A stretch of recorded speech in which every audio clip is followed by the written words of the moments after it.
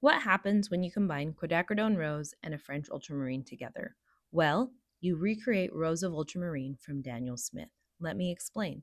On professional tubes of paint, it has the pigment information on the side of the tube, and you can use that as a rough recipe guide to know how to recreate color mixes at home using the paints you already have. So when I read the side of the Rose of Ultramarine, I knew that it contained a PV19 pigment, a quinacridone pigment, and an ultramarine pigment. So I looked through my collection of paints. I chose a red tone that I really liked. And then I went through my ultramarine blues and chose a ultramarine that I liked.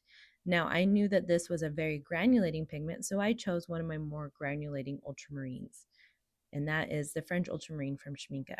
I also didn't want to use my Daniel Smith French ultramarine because I wanted to show you how you can recreate a color not necessarily using the same brand of paints. My mix in this is slightly more blue than the Daniel Smith one, and it's slightly stronger granulation, but it does give you a close approximation of the Rose of Ultramarine. Now, I am not putting down convenience mixes at all. I love convenience mixes. However, you might be like me where you've had to start telling yourself, I don't need to buy new paints because I have paints at home. And if that is the case, I want to show you how you can recreate some of these really cool convenience mixes using the colors you already have.